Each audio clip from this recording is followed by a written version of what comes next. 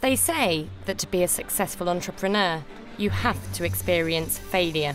Thomas Edison, considered the greatest inventor of his time, went through 10,000 prototypes to make the light bulb.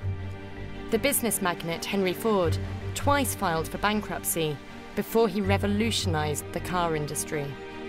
These three entrepreneurs have faced extremely tough tests. Now, they are starting again. It's not always easy to pick yourself back up. We needed to fire great friends. And for me, it was the most difficult thing. Failure can come with a lot of baggage.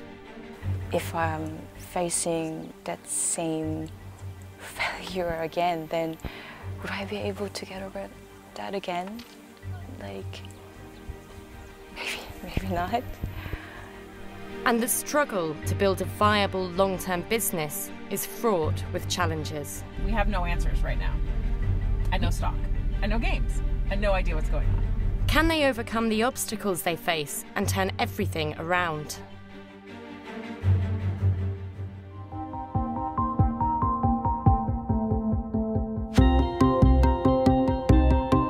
Seoul, South Korea, a city powered by 10 million people and home to a young entrepreneur with big ambitions. For Harin Park, engineering is a man's world, but it's her passion.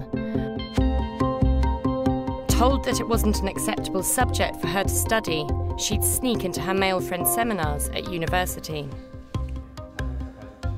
Now 33, she is fighting to establish herself as an engineer. Harin wants to change the way we make electricity through portable water-powered generators. Flowing water contains maybe the most efficient and stable energy resource. So if you have a right product to harness energy from the river, then that would be maybe the most stable, sustainable and accessible energy resource for us.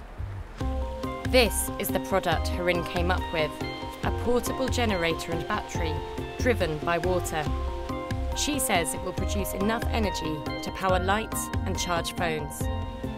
Her fledgling company has started selling in Korea, Europe and the United States, and now Harin's about to embark on an ambitious and risky expansion program.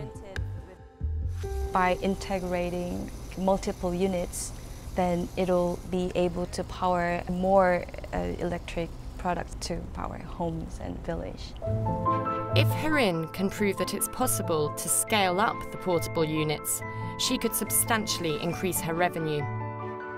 It all comes down to a crucial river test. But it's a gamble, and Harin has tasted failure before. 5 years ago, she was bankrupt. 10 years ago, the sunglasses company Absurda launched in Brazil. Its CEO, Rafael Rodrigues, had high hopes of making a splash in the competitive fashion world. But the business was brought under by counterfeits, which flooded the market. Now, Rafael has brought his company to America, where he hopes he can turn his fortunes around. He is in serious financial difficulty.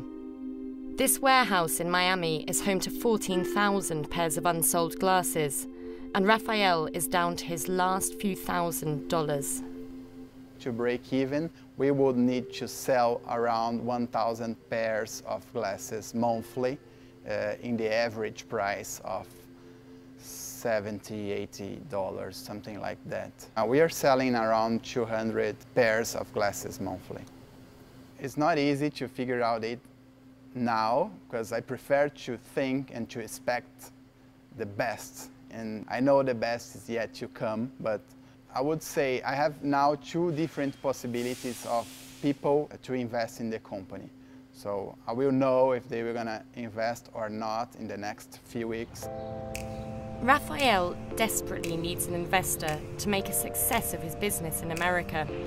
His wife and young son moved with him from Brazil, but they are fast running out of money and options. They've found support in Miami's Brazilian community and at services at a downtown church. What's the biggest challenge you have faced right now? The biggest one. The biggest one, I would say, is to adapt here with my family, with the whole family, and to make the things happening, to reach the break-even of the business, and to figure out what to do always. So everything is new, and we are starting from the scratch, as you said. I was 14 years old when we arrived here in Miami, and I guess one of the biggest challenges, and I think every immigrant, has, is to, you come with a mindset of how things are going to be, you come with a plan, you come with an idea, but when you actually arrive here, it's totally different. Raphael has gone through a lot, but he still has faith that he and his business can be a success in America.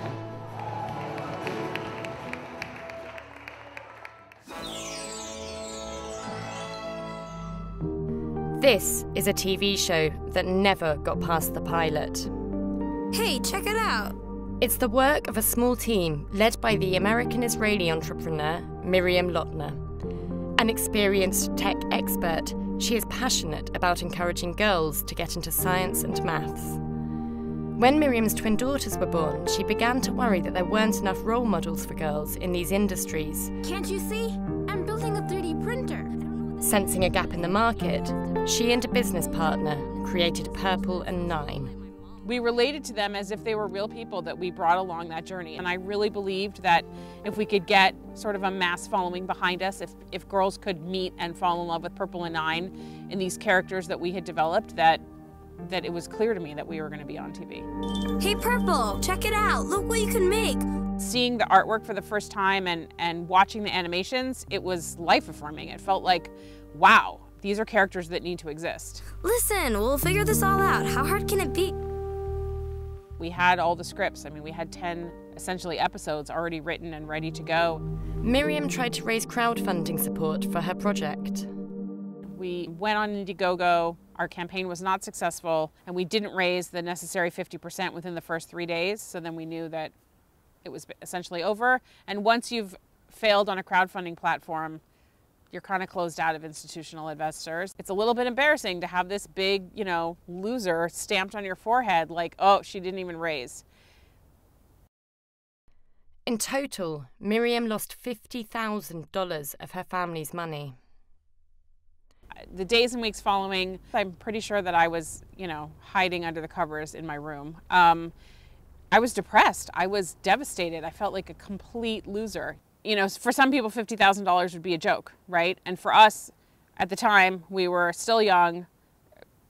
Our kids were young. So, it was like college savings or how are we going to buy a house, et cetera. So that was, at this point, we could have bought a house with that money, and we didn't buy a house or an apartment. And instead, I have a TV show on YouTube. Now Miriam is back with a new business. She's developed a way to get children engaged by science and maths, releasing 9 card games, all of which she says have sold out online. And she is expanding. The letters are all going to be on a straight? Yeah. Miriam and her designer are meeting to put the final touches to their latest game. I didn't have a lot of resources. I remember, I think that first conversation where I said, I don't have a ton of money, but here's my huge dream, right? I admired the fact that she was willing to put everything that she had, again, into this new business. Something that's so special about Miriam was that even though this business hadn't worked out, she had lost everything. She wasn't going to let that defeat her. She was ready to start something new and make something great. I'm not sure that I want so much to be an entrepreneur as I want to change the world. And that might seem like a huge goal with a bunch of card games. But my mother raised me to believe that women, girls, can do anything. We can be anything. We can take risks. We can achieve anything that we want to. And you can push the boundaries. That self-confidence can be easily shaken, though. And seeing a gap in the market doesn't guarantee success. In South Korea, Harin learnt that the hard way. Now she spends every waking hour trying to make her current venture a success.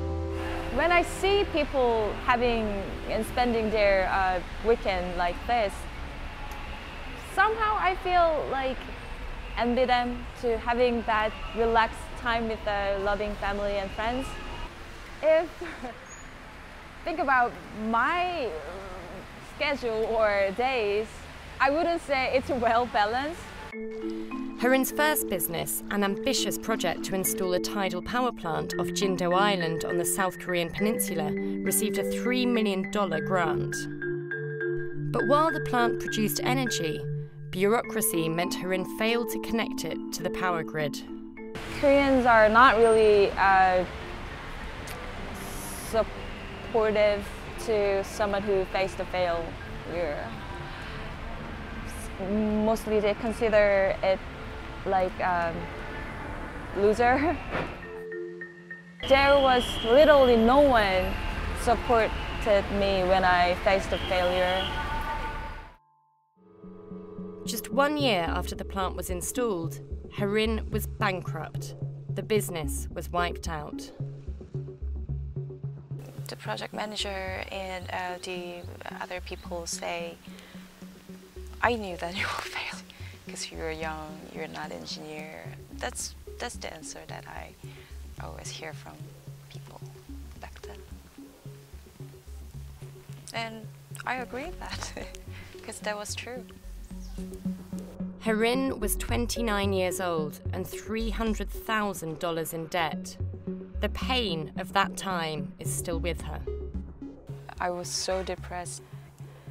If I'm facing that same failure again, then would I be able to get over that again?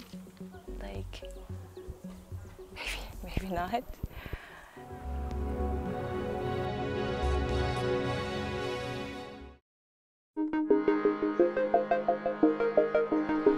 After her first business went bust, Harin was homeless. She spent 2 months sleeping in 24-hour restaurants while she planned how to pay off her debts and start over again. Current customers in North America cares about environmental impact, but customers in Europe care about that much more. Now she is back in the business world with bold ambitions and serious investors. I think Harin is a very exceptional entrepreneur. Startup is a tough journey for anyone. I think she's the entrepreneur and she's invincible. All the great achievements is starting from very small things, small idea and deep passion. A backer like this is exactly who sunglasses entrepreneur Raphael is hoping to find. He is meeting with potential investors who he needs to keep his sunglasses company alive. We are in the middle of due diligence. They are analyzing the company and my plans to see if they are willing to invest. I don't want to talk a value, the lowest value. It's not about money, it's about a dream. So the most important thing is to connect with people that has the same values of mine. This is the first thing. I don't know anything about selling sunglasses. From what I understand, it's an asset purchase. Yes. At a pretty decent price. Hold on, who are these people? My wife and my son. How old is he? Well, 18 months. No. Do you have kids? No. No? I think you'd also be really valuable in just checking over the model that I've created here so we can just be aligned in terms of our assumptions. Yeah. You know, and that we have a rough estimate of what the numbers will be in, sure, you know, as we change and play with the variables, how that affects the outcomes. The meeting lasts more than 2 hours. Of course, you never know. People are people, things can change, but after this meeting, I'm still confident that we are going to have a deal, and I'm dealing with great people, nice people, very smart people that would be great partners. For now, Raphael is doing everything on his own, taking his glasses from shop to shop in the hope of making sales. I love to sell. This is something I love to do, but it's not easy when you are in a different country and selling a brand that nobody knows yet. Sorry, a little bit late. No, that's okay. How are you? And it takes time in a new country with a new brand. I mean, I feel like these are the most popular. When you are new in the market, you need to know if you are selling in the right price point, if the products are great, if the consumers are liking the product, the package, the whole experience. So you need to have constantly this kind of feedback to get always better.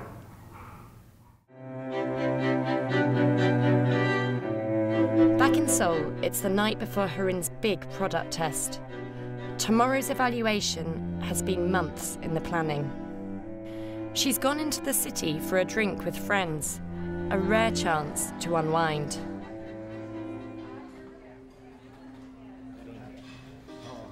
There was a little problem from our factory to preparing the whole structure for installation tomorrow's testing. So keep having a remote conversations and meeting through the phone with our team over the factory.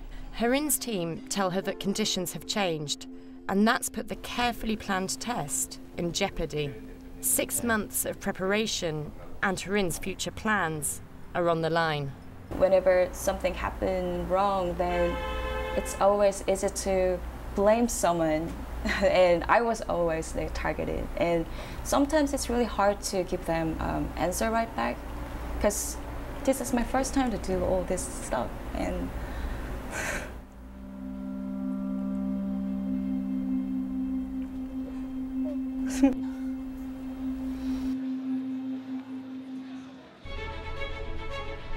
in Israel, it's a tense time for Miriam. Because of problems with a manufacturer, her games business is in limbo. Right now I'm in a situation where we're out of stock on Amazon, we're completely sold out in the US, and our manufacturer has disappeared. What that means is that they have completely disappeared off the face of the earth. Emails have gone unanswered, phone calls, WeChat. We've sent private investigators, Chinese police, and other investigators that we hired through the Chinese investigators, and we have no answers right now. And no stock, and no games, and no idea what's going on. There are two things, obviously, in your mind all the time. One, that somebody stole your games, and they're going to start selling them to your distributors. And the other fear is they've absconded with all of your money, and you have nothing. If somebody else is selling my games, then I've lost out, theoretically, on $500,000 in sales. But I won't know that until they show up on the street, and then I have to go remanufacture. And if it's scenario B, then I have to still remanufacture, right? Because I don't have any information yet, and I can't make it's almost like I need a crisis response team, but it's still just me. I have to make this decision, right? I'm out $500,000 worth of sales. Right now, I'm not selling anything in the US or on Amazon because I have no stock. So I'm missing out on sales. What the end result will be, I don't know yet. I don't know what the damage is yet because I still don't know what the issue is. Hey Vanessa, how are you? How are you? Good. This battle, this journey, this experience is exhausting. It's all-encompassing. The worst case scenario is I lose everything, plus I lose the money, I have to start remanufacturing. I'm incredibly worried. It's hard to focus on anything else. It's hard to think about anything else. But at the same time, I know that if I sit in this worry and I don't move forward and I don't make a decision, then only bad is going to happen. To keep his business alive, Raphael is starting to look beyond Miami. I can drive, put everything inside my car and drive from Miami to LA, stopping in every city, trying to sell it cheap to make it working capital and launch new styles and keep alive. I would need to talk to my wife, and she would need to be comfortable to have her husband traveling from Miami to LA. She's supporting me always. She says, I truly believe in you. I'm very proud of you. We are a family. We are gonna be with you no matter what. So this is what gives me power to believe and keep going forward.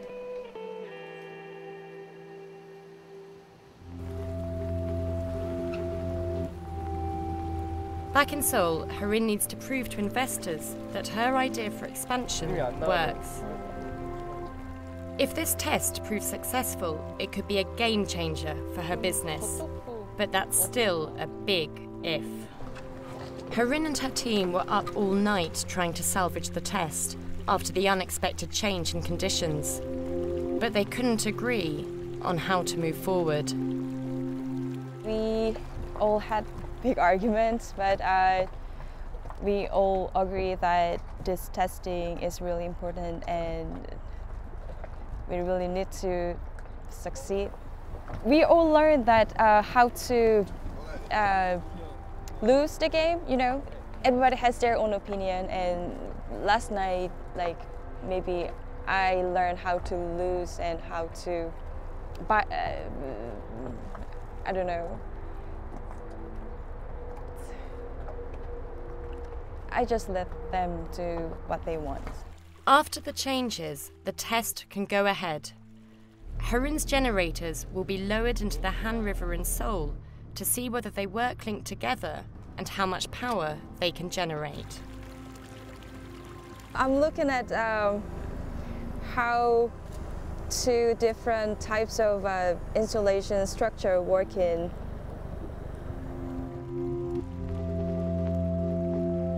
So we are going to figure out how to build an initial guideline through this testing.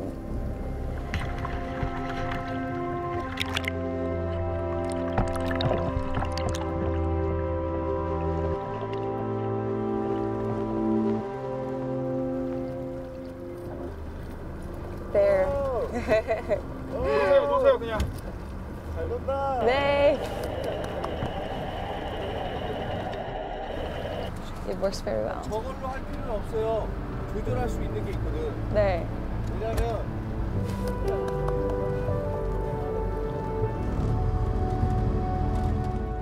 I feel really excited to take another step. Imagine that will be installed like 100 units in here, and all the turbines will generate power and harness energy from this river. That would be really amazing. We can change the world even.